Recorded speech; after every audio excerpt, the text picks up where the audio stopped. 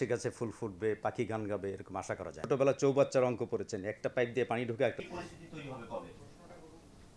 শাস্তির বিষয়ে আমরা কোনো সার্ভে নিয়ে কোনো আমার কিন্তু কোনো সন্দেহ নেই যে আপনার কাস্টমাররা ব্রাঞ্চে গেলে কোনো প্রতিষ্ঠানকে আমরা বন্ধ হয়ে যেতে দেব না, সেটা এসালামেরই হোক, সিমকোরই হোক, অন্যান্য গ্রুপেরই হোক। প্রতিষ্ঠানগুলো জাতীয় সম্পদ, ব্যক্তি থাকুক না থাকুক প্রতিষ্ঠান থাকবে, প্রতিষ্ঠান চলবে, চালাতে হবে।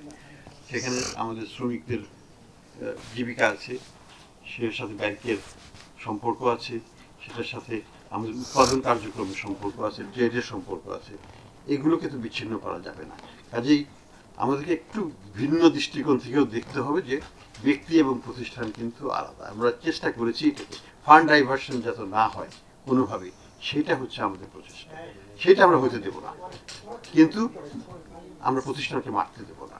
প্রতিষ্ঠান মারা খুব সহজ, গড়তে কিন্তু অনেক সময় এবং চায়ের কাপ আমি এর হাত থেকে ফেললেই পড়ে যাবে। ওটাই গড়তে জানতো দেখি, ওই হামটি ডামটি স্টোরি আছে না, সেট অন এ ওয়াল আর এই ক্যানট পুট ইট টুগেদার। যে ডিমটা ভেঙে যায় সেই ডিমটাকে আর কি ক্যানট পুট ইট টুগেদার। তো ইন্ডাস্ট্রি এবং একটা এন্টারপ্রাইজ কিন্তু তাই, ভাঙতে সহজ, গড়তে পারা যায় না। আমরা সেই ভাঙতে দিতে চাইবো না, আমরা ভ্যালু প্রিজার্ভ করতে চাইবো, যাতে ওটা থেকে দেশ উপকৃত হয়, জাতি উপকৃত হয়, আমরা যেন লুজার না হয়ে যাই ইন দ্য প্রসেস। তাড়াহুড়া, ইমোশন, এগুলো মানুষকে উত্তেজিত করে, মানুষকে একটু উজ্জীবিত করে, কিন্তু ইমোশন দিয়ে কিন্তু দেশ চললে দেশের ভালো হয় না। আমাকে প্র্যাগমেটিক হতে হবে, আবার সঠিক নীতি এবং এইগুলো বাস্তবায়ন করেই করতে হবে। আর ব্যক্তিকে আমি জাস্ট বিকজ ওই সময় হায়ার হয়েছে সেই জন্য একটা ব্যক্তি খারাপ হয়ে গেল, নট নেসেসারিলি। তাকে আমরা জাজ করতে হবে তার কোয়ালিফিকেশন আছে কিনা, তার কাজের প্রতি তার এটা কি, তার তার চারিত্রিক বৈশিষ্ট্যগুলো ঠিক আছে কিনা। যদি সব ঠিক থাকে, ইজ ফাইন। আমরা কি তাকে ক্ষতি করার জন্য কিছু করবো না, কিন্তু অযোগ্য ব্যক্তিকে প্রতিষ্ঠানে রাখা যাবে না।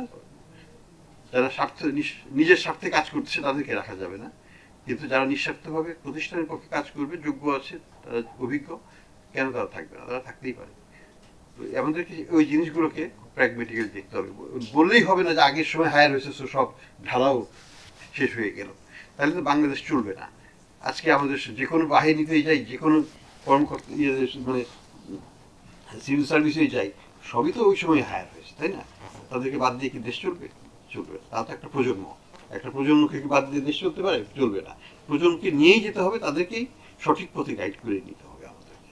তো সেই দায়িত্ব তো আমাদের নেতৃত্বতে, তাই না? ওনারা বোর্ডে আছেন, ওনারা সেটি গাইডেন্স দিবেন, ওনারা সেটি করবেন, ওনারাই ডিসাইড করবেন যে কে থাকবে কে থাকবে না, কার যোগ্যতা আছে কার নাই, অডিট হচ্ছে সেটার মাধ্যমে এগুলো হবে। কাজে এখানে সেন্টিমেন্টাল হওয়ার কিছু নাই। আপনারা অভিজ্ঞ ব্যক্তিদেরকে অভিজ্ঞভাবে কাজ করার সুযোগ দেন।